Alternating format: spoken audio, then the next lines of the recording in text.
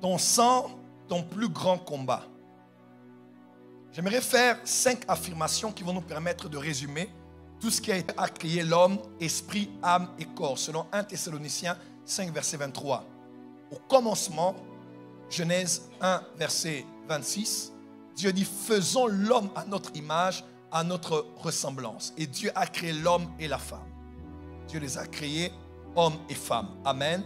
Là, on est au chapitre 1 de Genèse. Et vous le savez avec moi, pour répéter seulement, Dieu a créé l'homme à son image, c'est le verbe bara. C'est-à-dire que Dieu avait créé à partir du néant.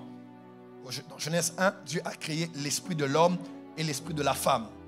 Dans Genèse 2, à partir du verset 1er, au verset 2, 3, 4, on dit Dieu forma l'homme de la poussière de la terre. Là maintenant, Dieu a formé, c'est Yatsar qui veut dire former, créer à partir de quelque chose. Lorsqu'il a créé l'homme, il a d'abord créé les esprits à partir du néant, selon les hommes. Et lorsqu'il a formé l'homme, il a pris la poussière de la terre et il a créé l'argile, le corps de l'homme. Et il a pris l'esprit de l'homme qu'il avait créé et il a mis cela dans le corps. Et la fusion de l'esprit et du corps ont donné émanation à ce qu'on appelle l'âme. Ainsi, l'homme est devenu une âme vivante. Il est devenu un être humain.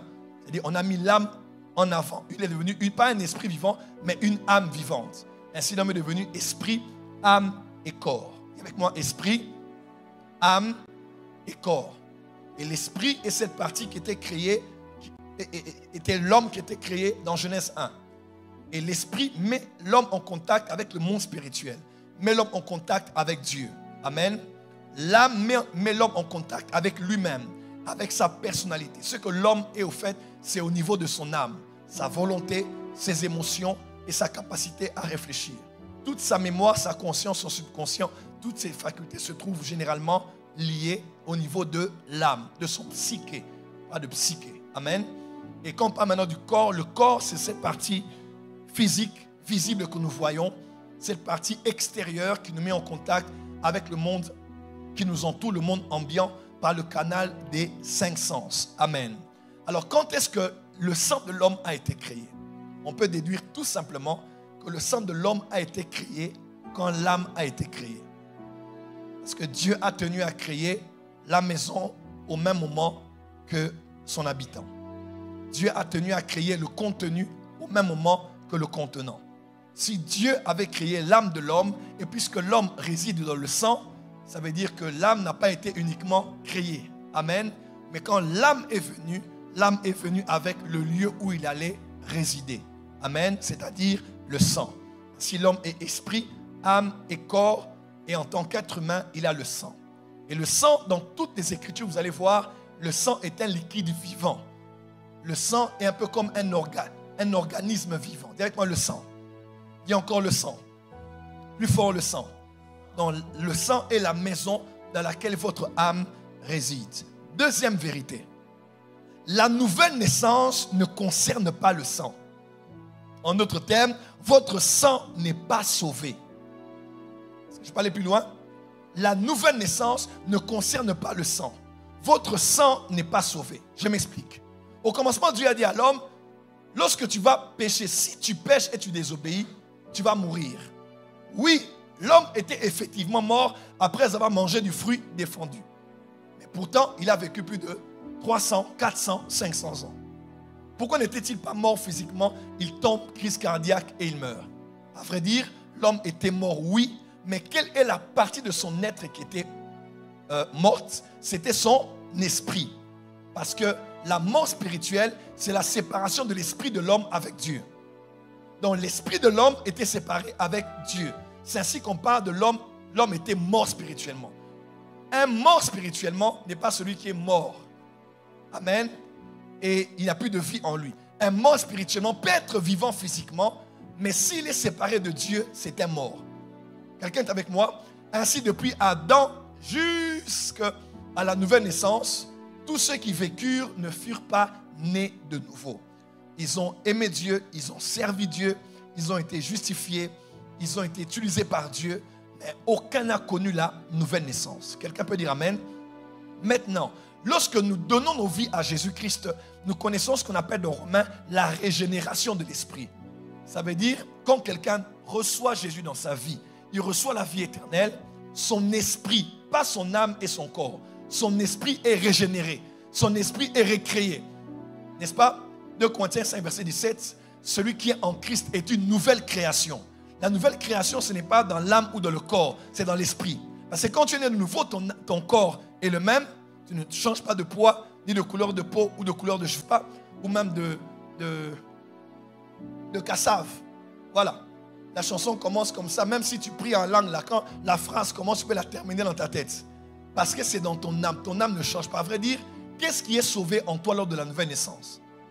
Ce n'est pas ton âme, ce n'est même pas ton corps. C'est ton esprit qui est sauvé. En fait, ton esprit est sauvé, ton âme est en train d'être sauvée et ton corps sera sauvé. Ton corps sera sauvé le jour de l'enlèvement, 1 Corinthiens 15, quand le corps corruptible revêtira l'incorruptible. C'est là que ton corps sera sauvé. En attendant, ton corps n'est pas sauvé. Ton âme est en train d'être sauvée. Jacques 1, verset 21, on dit que d'écouter la parole, de boire le lait de la parole qui peut sauver vos âmes. En d'autres termes, votre âme n'est pas sauvée. Votre âme peut être sauvée. Votre âme est susceptible d'être sauvée. Votre âme est potentiellement capable d'être sauvée. Amen. Et si votre âme habite dans votre sang, alors votre sang n'est pas sauvé aussi. Voilà pourquoi Jean 1, verset 12 dit ceci. À tous ceux qui l'ont reçu et qui ont cru en elle, en la parole, elle leur a donné le pouvoir de devenir enfants de Dieu, lesquels sont nés ni de la volonté de l'homme, ni de la chair, ni du sang, mais de Dieu. Parce qu'être enfant de Dieu ne concerne pas la chair, ne concerne pas l'humain et ne concerne pas le sang. À vrai dire, votre sang n'est pas sauvé. C'est votre esprit qui est sauvé. Dis à ton voisin, c'est mon esprit qui est sauvé. Mon âme n'est pas sauvée. Mon corps n'est pas sauvé. Mon sang n'est pas sauvé. Dis à ton voisin, ton sang a besoin de délivrance, car il n'est pas sauvé. Dis à ton voisin, dis voisin, le problème, ce n'est pas ton esprit. Ton esprit est réconcilié avec Dieu.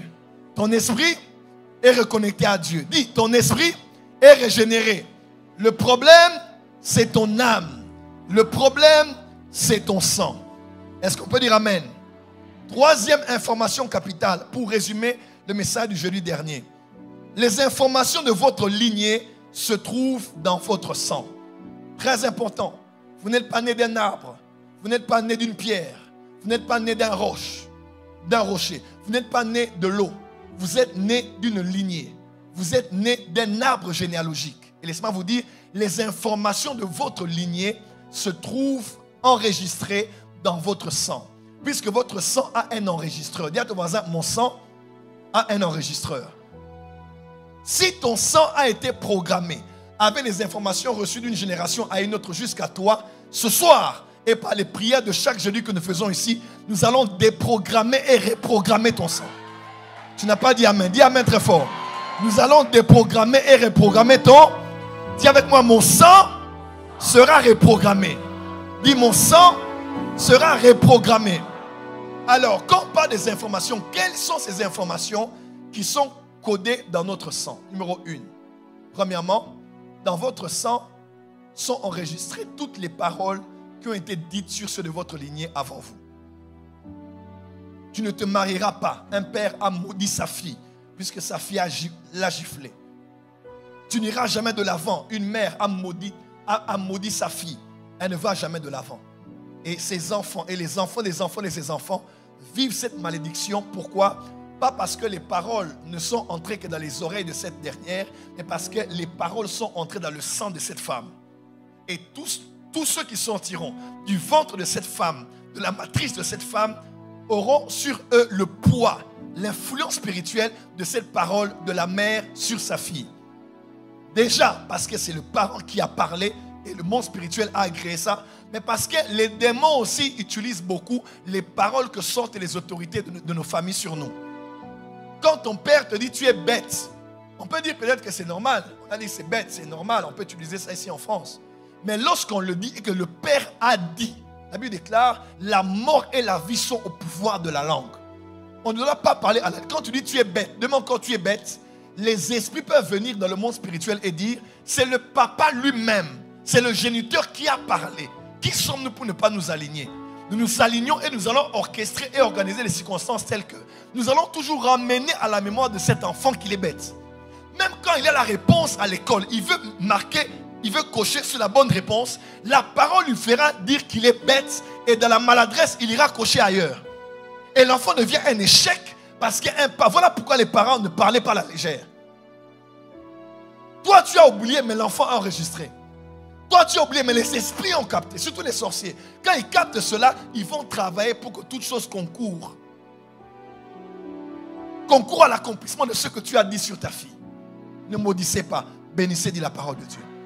Maudire, c'est dire de mauvaises paroles en latin. Bénir, c'est dire de bonnes paroles. Il est écrit, de toutes les bonnes paroles que l'Éternel avait dites à la maison d'Israël, aucune ne resta sans effet, toutes s'accomplirent. De toutes les bonnes paroles, c'est dans le livre de Josué. De toutes les bonnes paroles, de toutes les bénédictères, de toutes les bonnes paroles, de toutes les bénédictions. Dis à ton voisin, bénis tes enfants. Est-ce que je suis votre père ici? Oh, est-ce que je suis votre père? Je vous bénis au nom de Jésus. Est-ce que j'ai parlé aux enfants des voisins ici? Est-ce que je parle aux enfants sur lesquels Dieu m'a établi? Avec l'onction qu'il y a sur moi. Même si ton père biologique t'a maudit, ta mère biologique t'a maudit, même si c'est par ta faute, par la miséricorde de Dieu et par le sang de l'aspersion, je décrète et déclare que tu es béni au nom de Jésus. Que la malédiction se change en bénédiction au nom de... Vous asseoir. Les paroles qu'on a eu à libérer, les paroles, pas seulement les parents, les sorciers, les réunions de famille, les réunions de sorciers, tout ce qu'ils disent sur ton père, ils ont dit sur ta mère, ils ont dit sur vous, toutes ces choses-là peuvent être codifiées dans votre sang. Autre chose, les alliances. Les alliances. Les alliances. Tout ce que l'on fait avec le sang. L'homme qui t'a connu pour la première fois. Potentiellement, il y a un contact qui s'est passé avec lui, spirituellement. L'homme qui a versé ton sang pour la première fois. Qui a ôté ta virginité. Si c'était un homme qui est dans l'occultisme, spécifiquement parlant, ou sorcier, ou même en sorcellerie, donc utilisé par la sorcellerie sans savoir qu'il était utilisé. Cette personne a un contact de sang à sang avec toi. Et quelque chose reste dans ton sang. Il est possible que ta première fille aussi soit violée. Oui. Et on est dans les familles, on sait que ça se passe généralement comme ça. Et vous allez voir aussi, la fille de la fille aussi est aussi violée. Parce que c'est dans le sang. Nous qui sommes originaires de l'Afrique, moi j'ai vécu en Afrique de l'Ouest. C'est quelque chose qui est très, très courant, même en Afrique centrale. Quand on parle des incisions, vous allez voir un enfant né, pour le protéger, on va faire 1, 2, 3 incisions. 1 ou 2, ou bien une. On fait ici. On fait au niveau de la tête. On fait au niveau des mains. Et nous, on se dit que c'est normal. On prend une matière, une poussière, on la colle au sang. C'est l'enregistrement des informations de cette poussière-là. La spiritualité attachée à cette poussière s'attache au sang. Vous êtes né 5 générations après. Vous êtes à la porte des cieux, vous êtes en 2025. Mais vous ne savez pas, né de nouveau, aimant Dieu, marié ou pas encore, on voit de mariage. Vous ne savez pas que ce qu'on avait dit sur cette poussière-là, qui est entrée dans le sang de votre ancêtre, est encore en train de parler sur vous. C'est déjà dans le sang. Notre plus grand combat, c'est notre sang. Ça, je vais en parler peut-être jeudi prochain pour ne pas aller en profondeur. Mais il y a aussi autre chose qui est codifié dans notre sang. C'est ce qu'on appelle l'iniquité. Dis avec moi l'iniquité. Encore. Ça, c'est terrible. Dis avec moi l'iniquité. La chose qui est enregistrée dans ton sang, c'est ce qu'on appelle l'iniquité. Et ce que je veux dire en profondeur ce soir, c'est encore fort. Dis à ton voisin, l'iniquité. Quatrième vérité. L'iniquité réside et vit dans ton sang. C'est ce que je voulais dire. L'iniquité vit et réside dans ton sang. L'iniquité réside et vit dans ton sang. Dis à ton voisin, l'iniquité réside et vit dans ton sang. Cinquième vérité, la délivrance de votre sang est la porte ouverte vers une vie épanouie et libre en Jésus-Christ. Ainsi, vous devez être conscient et consciente que mon sang a besoin de délivrance. En matière de délivrance de sang, j'aimerais déjà vous dire que la notion de l'autodélivrance est acceptée. En matière de délivrance de sang, la première chose que vous devez savoir, c'est que le concept autodélivrance est accepté. Généralement, quand quelqu'un tombe, il faut quelqu'un qui est debout, qui puisse le tenir par la main et le relever. N'est-ce pas? Quand quelqu'un est faible, il faut un plus fort pour venir le relever. Quand quelqu'un est enchaîné, il faut que quelqu'un de libre puisse venir avec la clé et le rendre libre, n'est-ce pas? Parce que normalement, on ne peut pas se délivrer soi-même. Il faut que quelqu'un d'autre qui a une autorité particulière vienne nous délivrer. Voilà pourquoi il y a des hommes de Dieu, il y a des personnes que Dieu a mises à part, qu'il a eu à oindre pour nous amener à la libération, à l'affranchissement et à la délivrance. Mais en matière de délivrance de sang, puisque vous-même, vous êtes partie prenante de cet héritage. Donc moi, je suis la fille de ma mère ou le fils de mon père. J'ai le droit aussi de renoncer. En matière de délivrance de sang, vous devez accepter l'autodélivrance. C'est-à-dire que avant qu'on vous impose la main, avant que l'on prie pour vous, avant qu'on chasse les démons, vous-même, vous pouvez confesser les péchés de vos parents. Vous pouvez réclamer votre position en Christ d'aujourd'hui face à l'héritage sanguin qu'il y a en vous. Et commencer à renoncer, commencer à refuser, commencer à dire non au diable. En fait, la délivrance du sang est beaucoup plus forte lorsque la personne qui est délivrée elle-même a commencé à faire un travail en amont. Ça, c'est la vérité. On peut chasser un démon ici qui t'emmène à fumer ici. Le démon sort, il n'y a pas de problème. Mais en ce qui concerne la délivrance de sang, c'est plus facile quand chacun déjà a la conscience de l'histoire de sa famille. Voilà pourquoi on vous a envoyé un fichier. Quel est le fichier? Il faut aller sur Telegram. On vous a mis un questionnaire pour que chacun se pose des questions sur l'arbre généalogique de sa famille. Pour que lui-même déjà commence à prier. Si tu viens les jeudis pour que je t'impose la main, en tout cas tu as choisi le mauvais culte. Parce que ce culte est d'abord fait pour que toi-même tu te prennes en charge. Quand on va commencer à imposer les mains ici, ça sera facile. Parce que toi-même tu les as déjà fragilisés. Et tu as renoncé. Quand un démon dira je ne sortirai pas, il y a déjà dans l'atmosphère des paroles de toi qui disaient je divorce avec cette femme de nuit. Je divorce avec cet homme qui est mari de nuit de ma vie. Tes paroles à toi-même déjà te donnent du poids dans le monde spirituel. Pour être éligible à la délivrance.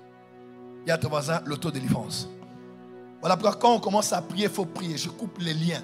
Et quand on fait la délivrance ou l'autodélivrance ou le combat spirituel, même les gestes comptent. Quand il faut couper, commence à couper. Quand on dit dans les pieds, tu commences à faire des mouvements. Ce n'est pas ridicule, ce n'est pas immature, c'est spirituel. Dans le monde spirituel, ce qu'on fait en esprit compte et les actes physiques comptent. Quand on dit battez les mains, battez les mains. Quand on dit saute, saute. Quand on dit crie, crie. Ne reste pas là seulement. Si tu veux ce que tu n'as jamais eu, tu dois faire ce que tu n'as jamais fait. Il faut que tu apprennes à bouger. Dis à ton voisin, on va bouger aujourd'hui. Dis à ton voisin, on va bouger aujourd'hui. C'est vrai que beaucoup de gens disent, non, regardez dans les églises, on est en train de rendre les gens stupides, on est en train de les berner, on est en train de retourner leur cerveau. Un homme aussi responsable peut commencer à sauter, à crier, à danser comme ça, frère. Les choses spirituelles ne se discutent pas avec des hommes charnels. Il faut parler dans les commentaires, commencer à débattre avec quelqu'un. Oh non, spirituellement, tu vas perdre ton temps pour rien. Il y a l'homme animal, il y a l'homme charnel et il y a l'homme spirituel. Toi, tu es dans la spiritualité, tu ne peux pas commencer à descendre, débattre avec quelqu'un qui est un animal. Ce n'est pas une insulte, c'est la Bible. Dis à ton voisin, c'est spirituellement qu'on en juge. Disait l'apôtre Paul, n'est-ce pas? Dis à ton voisin, c'est spirituellement qu'on en juge. Acclame d'abord très fort, on est en train d'avancer.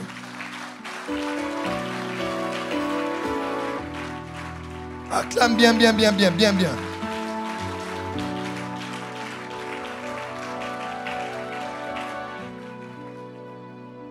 Alors, je vais aller expliquer ou réexpliquer encore ce que veut dire iniquité. Le prophète Joël Francis Tatou explique-nous clairement, quand on parle d'iniquité ou de péché, quelle est donc la différence?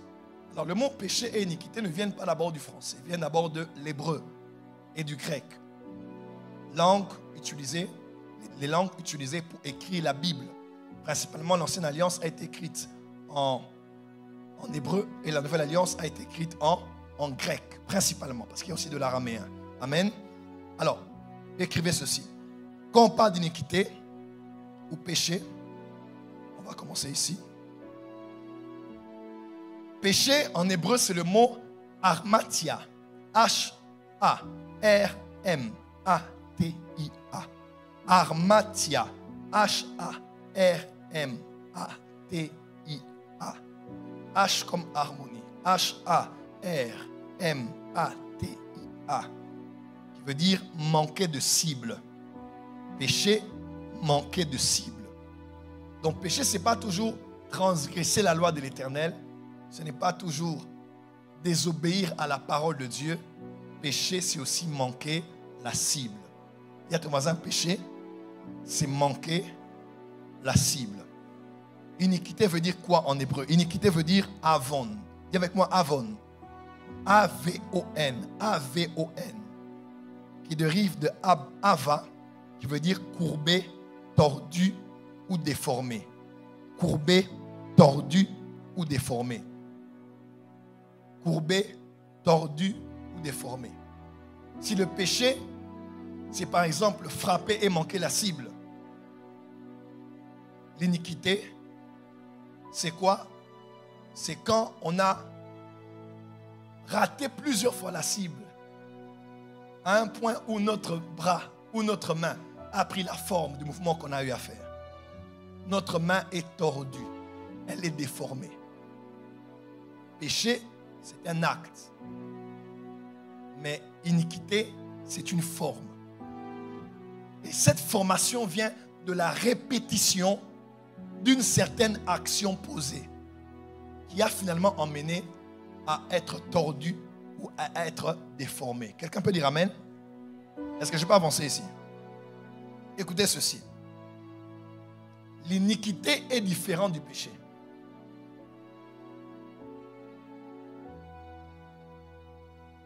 Comme ceci. Écoutez-moi très bien. Je cherche comment bien vous expliquer. Des fois, c'est le péché qui est la source. Des fois, c'est l'iniquité qui est la source. Je m'explique. Le péché peut être la source de l'iniquité. C'est-à-dire, un péché répété plusieurs fois devient l'iniquité. Mais quand il y a iniquité, l'expression que l'iniquité a, l'iniquité, c'est comme maintenant une sémence. Quand elle s'exprime par ce qu'on appelle un péché. Des fois, c'est le péché qui engendre l'iniquité et l'iniquité qui engendre le péché. Quelqu'un peut dire amen. On va aller plus loin. Dis avance, prophète. Seulement, entre les deux, ce qui est plus fort, ce n'est pas le péché. Ce qui est plus fort, c'est l'iniquité. Autant le péché et l'iniquité font partie de ce qu'on appelle les mauvaises choses ou le mal. L'iniquité. Une iniquité, n'est-ce pas? Une iniquité. L'iniquité en elle-même est plus puissante que le péché. Première chose à savoir sur l'iniquité. Je l'ai dit jeudi dernier. L'iniquité, c'est le péché qui est en toi. Lorsque tu es là et que tu aimes Jésus, tu es chrétien, et que tu pêches, tu as seulement péché. Mais l'iniquité, c'est quand tu as péché, tu as commis le même péché, et encore, et encore, et encore, et encore, ce péché répété plusieurs fois est finalement entré en toi et s'est cristallisé en ce qu'on appelle l'iniquité. L'iniquité, c'est le péché qui est en toi. Tout chrétien n'a pas un péché qui est en lui. Mais quand l'iniquité est en toi, c'est le péché qui habite en toi. Écrivez ces versets. Jérémie 2, verset 5. Jérémie 2, 5. Ainsi parle l'Éternel. Quelle iniquité vos pères ont-ils trouvé en moi? Quelle iniquité vos pères ont-ils trouvé en moi? Quelle iniquité vos pères ont-ils trouvé en moi? Parce que l'iniquité se trouve en nous. Ézéchiel 28, verset 15. 14, 15. Tu étais un chérubin protecteur aux ailes déployées. Je t'avais placé et tu étais sur la montagne sainte de Dieu. Tu marchais au milieu des pierres étincelantes. Verset 15. Tu étais intègre dans tes voies depuis le jour où tu fus créé jusqu'à celui où l'iniquité fut trouvée chez toi. La version Martin Bible dit, tu as été parfait en tes voies dès le jour où tu fus créé jusqu'à ce que la perversité a été trouvé en toi. En fait, pourquoi Dieu a fait tomber Lucifer? Dieu a fait tomber Lucifer parce que le péché était entré en lui. Quand vous lisez Ézéchiel, vous allez voir, il pratiquait déjà plusieurs fois les mauvaises choses. Mais finalement, tout ce qu'il pratiquait est entré en lui et s'est cristallisé en ce qu'on appelle l'iniquité. Et il est tombé à cause de cela. Romains 7, verset 15, 16, 17. Car je ne sais pas ce que je fais. Je ne fais point ce que je veux. Et je fais ce que je hais. Or, si je fais ce que je ne veux pas, je reconnais par là que la loi est bonne. Et maintenant, ce n'est plus moi qui le fais, mais c'est le péché qui habite en moi. Paul dit, mais je sais, ça c'est mal, mais je le fais. Ça c'est bien, mais je n'arrive pas à le faire. Mais je ne comprends pas, il y a quelque chose qui est au-delà de ma volonté. Et il dit, c'est quoi? C'est le péché qui habite en moi. Amen. Je vais expliquer ça tout à l'heure. C'est là qu'on parle par exemple des addictions. Tu vois, quelqu'un dit, j'aime le Seigneur, je prie pour la miséricorde de Dieu, j'aime Jésus de tout mon cœur, mais je ne sais pas. Je suis poussé à faire quelque chose que je hais, à faire quelque chose que je sais qui peut me détruire. Ce n'est pas toi, c'est le péché qui habite en toi. Voilà pourquoi Paul a dit, qui me délivrera de ce corps de chair? Dis à ton voisin, le péché qui habite en toi, c'est l'iniquité. Et l'iniquité habite dans ton sang. Amen. Amen. C'est ainsi que je l'ai dit jeudi dernier, on pardonne un péché mais on ôte une iniquité. Ésaïe 6 verset 7, écrivez. Il en toucha ma bouche et dit, ceci a touché tes lèvres, ton iniquité est enlevée et ton péché est pardonné. Waouh. Ésaïe 6 verset 7. Quand le séraphin vient et purifie la bouche d'Ésaïe, qu'est-ce qu'il dit? Il dit, ton iniquité a été ôtée, a été retirée, mais ton péché a été expié ou pardonné. Pourquoi? On pardonne un péché, mais on ôte, on retire, on extirpe une iniquité. Le péché n'est pas collé à toi, puisque c'est un acte opposé. Mais l'iniquité habite en toi, puisque c'est cristallisé. Ça habite en toi. Et puisque c'est en toi, on ne peut pas juste pardonner. On doit aller en profondeur, on doit extirper cela. Ce soir, nous allons aller dans le sang et aller retirer, déraciner toute iniquité enregistrée dans notre sang. Quelqu'un peut dire amen très fort. Plus fort. Parce qu'on a dit ici que l'iniquité, c'est le péché qui est en toi. Mais ce qui domine sur toi, ce qui devient une domination, une autorité, une force qui a sur toi, c'est ce qu'on appelle l'iniquité. Vous voyez quelqu'un, il est obsédé. Il y a une obsession, il y a une addiction. D'autres, c'est à la nourriture. Vous allez voir un frère qui est ici, il est normal. Oh, moi je mange la parole. Mais s'il commence à manger, il a la gloutonnerie. Il peut manger, manger, manger. Tu dis, mais la nourriture va où? Manger sans cesse. D'autres, c'est l'alcool. J'aime Dieu, je sers Dieu, mais je dois boire avant de dormir. Parce que sans ça, je ne peux pas dormir jusqu'au petit matin. Je connaissais une femme comme ça, 2015-2016. Elle ne pouvait pas dormir tant qu'elle n'a pas bu. Mais elle allait à l'église, elle était partenaire. Elle servait Dieu. Elle ne peut pas dormir si elle n'a pas bu. Beaucoup de verres, beaucoup de boissons au salon. Des liqueurs. Elle ne peut pas dormir sans ça. Je ne veux pas, mais je suis obligé. Parce que c'est le cas. Et des choses semblables. Il y en a plusieurs. L'iniquité, c'est le péché qui domine sur toi. Qui t'influence. Qui règne pratiquement sur toi. L'iniquité, c'est un péché accumulé qui monte au ciel. Et qui est remarqué dans le monde spirituel. Écrivez ça. L'iniquité, c'est un péché commis et accumulé qui est visible dans le monde des esprits. Qui est remarqué dans le monde spirituel. Comment?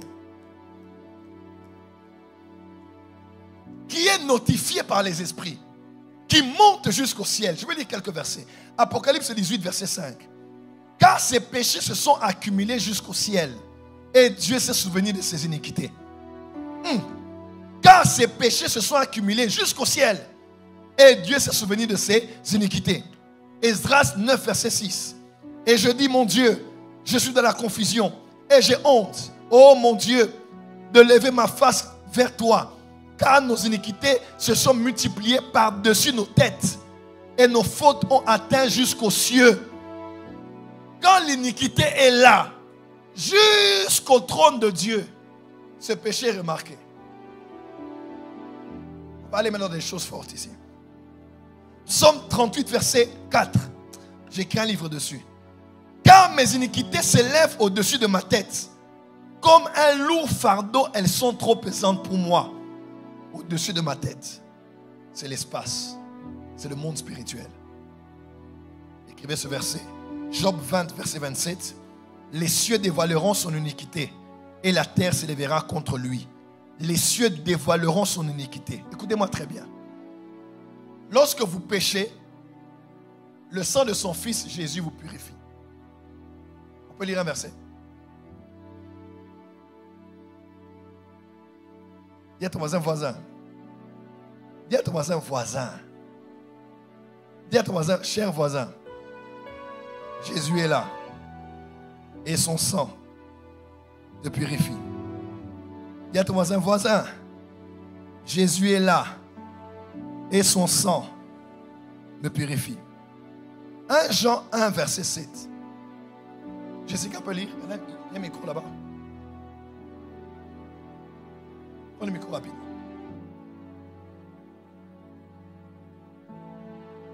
Baisse-toi, tu es devant la caméra. 1 Jean 1, verset 7. Je vais vous donner un secret ici terrible. 1 Jean 1, 7. Je vais vous donner une vérité que beaucoup de chrétiens ne connaissent pas. Oui. 1 Jean 1, 7. Je lis la parole au nom de Jésus. Mais si nous marchons dans la lumière, Si nous marchons dans la lumière, comme il est lui-même dans la lumière, nous sommes mutuellement en communion et le sang de Jésus, son Fils, nous purifie de tout péché. acclame d'abord très fort. Relis encore, relis encore. Relis bien avec onction. Mais si nous marchons dans la lumière, Qui marche dans la lumière ici? nous, comme il est lui-même dans la lumière, Yes. nous sommes mutuellement en communion et le sang de Jésus, son Fils, nous purifie de tout péché. Première chose importante à savoir, le sang de Jésus ne vous purifie pas de vos péchés après que vous ayez confessé vos péchés. Le sang de Jésus ne vous purifie pas de vos péchés après que vous ayez invoqué le sang pour vous purifier. Posons-nous la question. Si vous n'avez pas confessé vos péchés à 13 h et que vous attendiez 23 h pour les confesser avant de dormir et que Jésus revienne à 16 h, qui sera enlevé? Qui a compris le raisonnement? C'est là où beaucoup de chrétiens vivent dans la peur parce que à tout moment, le sang, parce qu'on a dit Jésus peut revenir à n'importe quel moment. Alors quand ils pêchent un peu, le flux du sang de Jésus, le bidon, le sang, le flux, tout le temps, il se lave parce qu'il ne sait pas, Jésus revient maintenant, si j'ai un péché, je vais rester. Come on, calme-toi. Nous bronchons tous, ça peut nous arriver dans ce corps de péché. Mais quand nous aimons Dieu et nous sommes en communion avec lui, on n'a pas à invoquer forcément. Le sang de son fils déjà, aïe, aïe, aïe. Le sang de son fils nous purifie. Voilà pourquoi quand Jésus reviendra, il ne reviendra pas le jour de l'enlèvement quand Jésus vient là. Tous ceux qui vont être enlevés sont tous ceux qui n'ont pas commis de péché ou les ont confessés ou ont été purifiés. Sinon personne ne partira. Honnêtement, sinon personne ne partira. Mais nous partirons pourquoi? Parce que quand nous aimons le Seigneur, j'ai dit quelque chose qu'il ne fallait pas, j'ai oublié de confesser. Mais comme j'aime le Seigneur, j'obéis à sa parole, j'avance, son sang me purifie. Voilà quelque chose que tu ne savais pas. Acclame d'abord là où tu es très fort. C'est ainsi que le péché que tu commets ici, en tant qu'enfant de Dieu, n'est pas une réalité qui va devant le trône. Hein? Comme les avocats puissent m'aider. comme faisant partie d'une accusation. Quelqu'un me comprend? Ce qui va devant le trône et monte devant le monde spirituel là, c'est l'iniquité. Je te donne un verset. Zacharie. Zacharie 3, verset 4. Jessica, lis pour nous. Si je ne t'enseigne pas ça, tu ne seras pas bien prié. Zacharie 3, verset 4. Zacharie 3, verset 4. L'ange, prenant la parole, dit à ceux qui étaient devant lui, ôtez-lui les vêtements sales. Puis il dit à Josué, vois, je t'enlève ton iniquité et je te revêt d'habits de fête. Waouh! Lis même quelques versets avant, lis 2 versets avant. Qu'est-ce qui s'est passé? Au verset 1. C'est une vision, n'est-ce pas? Satan vient accuser. Il me fit voir Josué, le souverain sacrificateur, debout devant l'ange de l'Éternel et Satan qui se tenait à sa droite pour l'accuser. L'Éternel dit à Satan. Satan qui se tenait à sa droite pour l'accuser. L'Éternel dit à Satan, que l'Éternel te réprime, Satan. Que l'Éternel te réprime. Lui Attends. L'Éternel dit à l'Éternel. Que l'Éternel te réprime. Mon Seigneur dit à mon Seigneur, assieds-toi à ma droite. Le Seigneur là, c'est qui parle à l'autre Seigneur? Exact. Comment? Satan a accusé devant quel Éternel? Le Père. Comment? Quel est l'Éternel qui a dit que l'Éternel réprime Satan? C'est le Fils. Alléluia. Parce que le Père est éternel, le Fils est éternel. Qui amène très fort. Parce que nous avons un avocat auprès du Père. Continue. L'Éternel dit à Satan, que l'Éternel te réprime, Satan. Que l'Éternel te réprime, lui qui a choisi Jérusalem. N'est-ce pas là un tison arraché du feu? Or, Josué était couvert de vêtements sales et il se tenait debout devant l'ange. L'ange, prenant la parole, dit à ceux qui étaient devant lui, ôtez-lui les vêtements sales. Puis il dit à Josué, vois, je t'enlève ton iniquité et je te revêt d'habits de fête. Voilà. Qu'est-ce qui a permis? C'est un péché qu'il y a dans le sang. C'est un péché d'une communauté. C'est un péché familial. C'est un péché générationnel. Quelqu'un peut dire amen? Amen. Quelqu'un peut dire amen très fort. Amen. Mais ce soir, par la grâce de Dieu, par la puissance du sang de Jésus, ce soir nous déclarons que parce que nous avons un avocat auprès du Père, si Satan amène des preuves, lui aussi il a les preuves de son sang et des blessures sur son corps pour ta rédemption. Dis amen très fort là où tu es. Psaume 31, verset 10. Lis avec moi ce verset.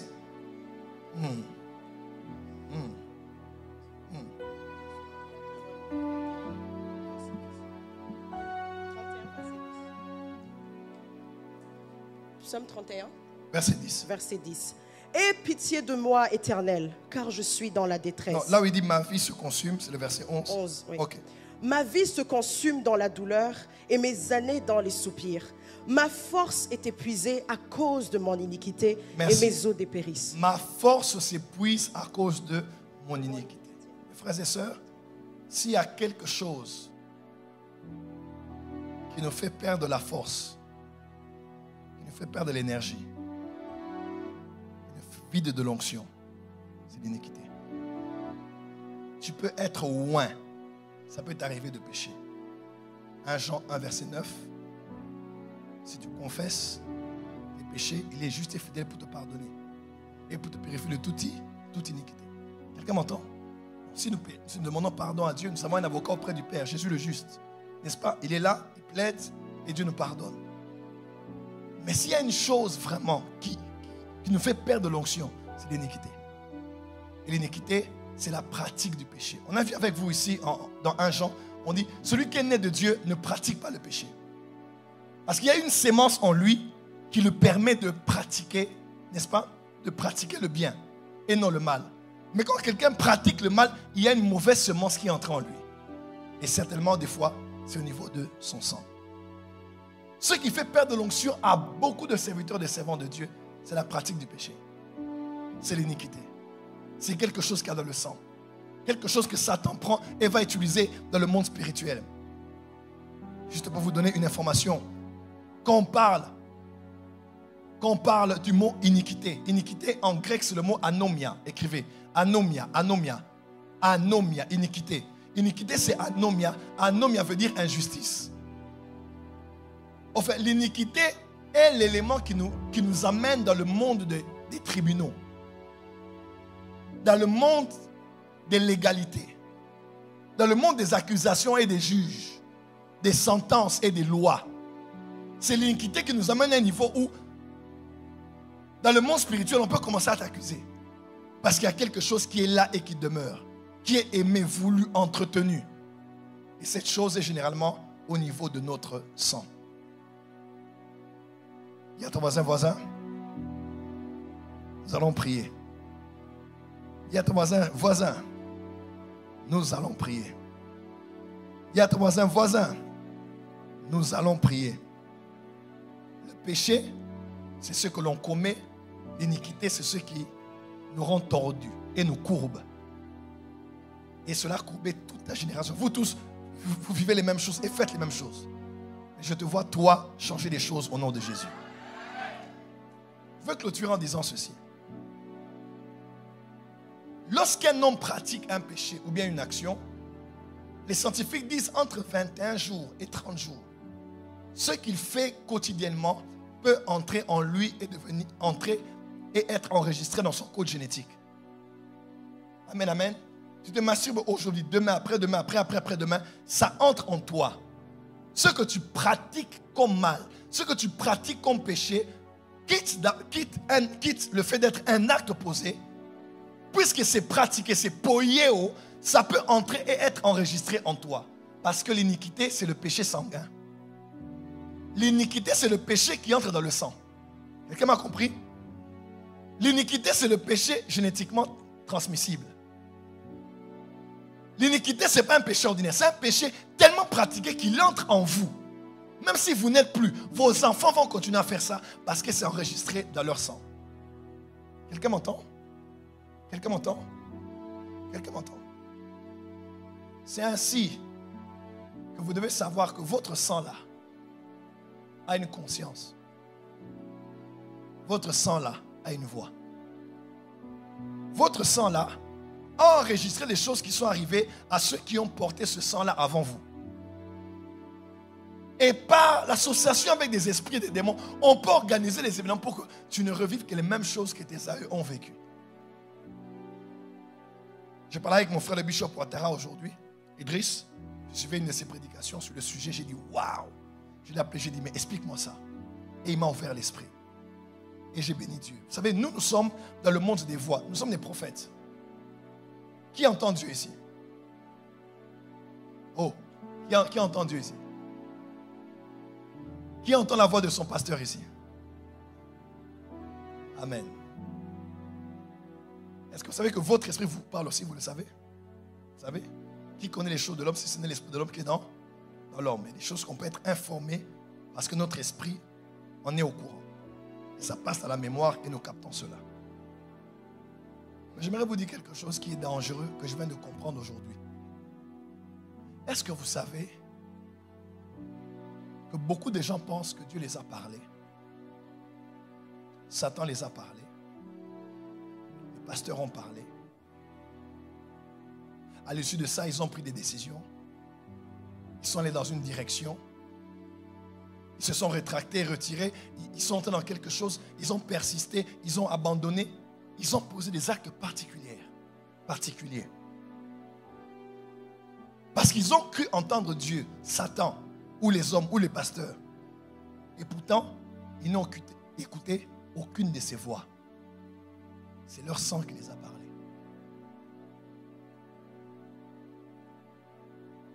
Tu vois une femme qui est dans son foyer, tout va bien. Mais elle commence à être mal à l'aise. Ou bien il y a quelques petits soucis. Elle commence à être mal à l'aise. Je ne me sens plus ici. Je sens que Dieu ne me veut plus ici. Je ne suis pas à l'aise ici. Je sens que ce n'est même pas ma place. Et ces choses commencent à grandir. Et elle sent. À la fin, ça deviendra, elle a rêvé. Mais le rêve qu'elle a fait, ce sont les informations de son sang, utilisées par des esprits qui sont prêts à détruire sa vie, qui mettent ça en forme maintenant de rêve que la personne voit la nuit. Et toi, tu te réveilles, tu dis, je sens que Dieu ne veut, si j'irai dans ce mariage, je vais mourir. Tu crois que c'est Dieu qui t'a parlé, mais c'est ton sang qui t'a parlé. Parce que dans ton sang, les femmes ne restent pas dans leur foyer. Elles ne peuvent pas dépasser 7 ans à l'aise avec un homme. Elles doivent sentir quelque chose qui ne va pas dans le foyer pour avoir le besoin de sortir. Oh, quelqu'un, oh prophète, Dieu me dit que je dois quitter l'église. Maintenant je dois aller commencer le ministère. Dieu me dit que je dois quitter. Maintenant je dois continuer ma foi. Ce n'est même pas toi. C'est même pas Dieu qui t'a parlé. C'est même pas Satan. C'est ton sang qui a une foi. Dieu a dit quand il a dit, mais la voix de ton frère là a quitté la terre jusqu'à moi. Est-ce que tu sais que ton sang a une voix? Il y a des gens qui n'ont pas été dirigés par le Saint-Esprit, mais la voix de leur sang.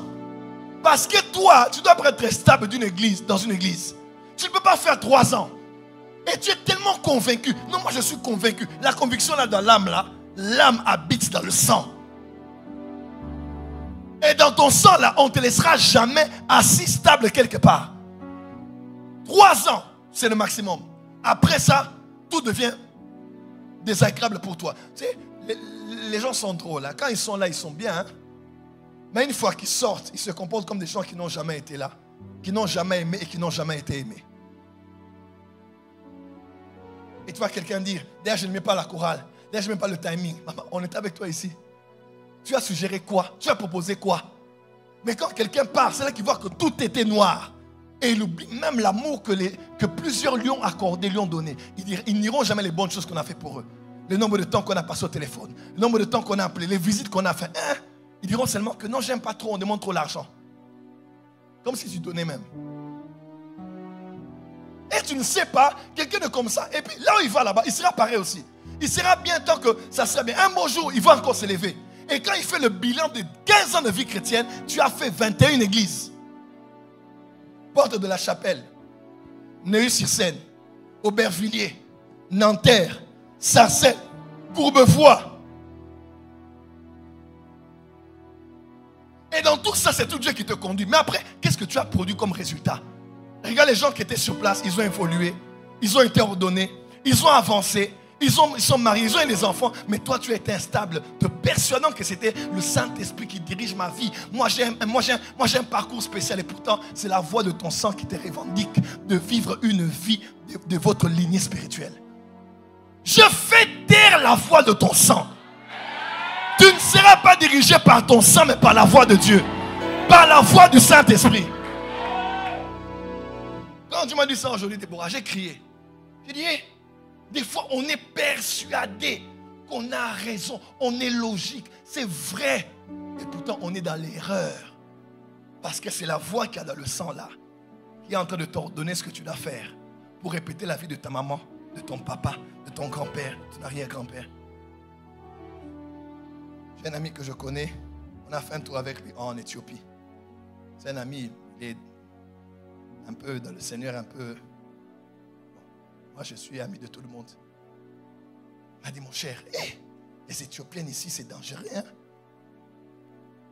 Ah, mais les Éthiopiens, il dit, moi, je suis allé. J'ai dit, qu'est-ce que tu fais en Éthiopie? Il me dit, mon gars, moi, des fois, je suis en escalier, si je descends, je sors. J'ai dit, hey, mais tu vas faire quoi? Il dit, mon cher, la vie. La vie. Les Congolais demandent trop l'argent. Il dit, là, oh. Et tu sais quoi? Dans ma tête, je me suis dit, mon papa a déjà eu un enfant avec une Éthiopienne. J'ai dit, si seulement je suis cet ami-là, papa, je deviens père de jumeaux. Toi, tu vas peut-être te dire, non, c'est juste un ami, on a voyagé ensemble, tu es éthiopienne, et puis il m'a dit, on peut aller, on peut descendre. Et puis bon, j'ai aussi suivi. Tu ne sais pas, ce n'est pas la voix de mon ami, c'est la voix de mon sang, qui est en train d'organiser les événements pour que je répète la même histoire. Dis à ton voisin, ce soir, nous allons détruire l'influence de la voix du sang sur nos vies. Qui sait si la voix que tu as toujours, la voix qui te convainc de faire quelque chose là, ce n'est pas celle de Dieu. Mais c'est la voix de ton sang. Voilà pourquoi il faut apprendre l'histoire de ta famille. Ce n'est pas toujours la prophétie qui doit te révéler des choses. Il faut aller en profondeur dans l'histoire. Charlie est là. Prie. Laisse-moi la voir passer. Elle est ici. Elle est en ligne. Appelez-la pour téléphone. Je vois quelque chose là. Si elle est venue au culte, elle allait s'asseoir là. Appelez-la au téléphone. On va prier maintenant. Mes frères et sœurs, faites attention à la voix de votre sang.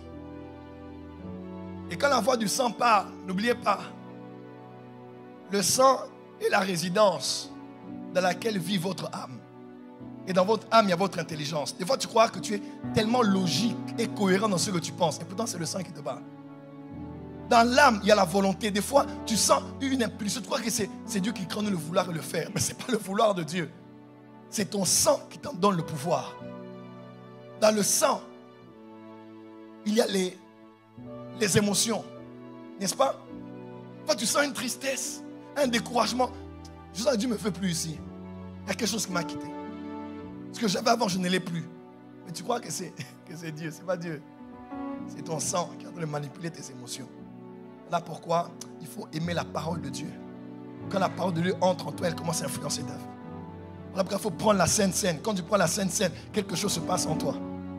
Si vous l'avez au téléphone, c'est bon. Sinon, je prierai pour elle après. Je suis en train de voir quelque chose ici de bizarre. Je ne sais pas pourquoi. Quand je parle ici, je vois quelque chose de bizarre ici. Qui a compris ce soir? Il y a beaucoup à dire à ce sujet. On va aller en profondeur jeudi prochain. Dis à ton voisin, ce soir, je vais détruire. J'aimerais te dire quelque chose. On détruit une pratique par une autre pratique.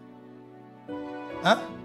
Si tu as pratiqué des choses qui ont créé une iniquité, après avoir prié, après avoir chassé, commence à pratiquer le contraire de ce que tu pratiquais. Pour créer non pas une iniquité, mais créer l'intégrité, l'équité, la sainteté. Une nouvelle sémence en toi qui fera que tu engendres des œuvres en fonction de la semence de Dieu qui habitera en toi. Dis à ton voisin, autel contre autel, parole contre parole, pratique contre pratique. Dis encore pratique contre pratique. Dis encore pratique contre pratique. Dis amen très fort que je t'entende. Très fort que je t'entende.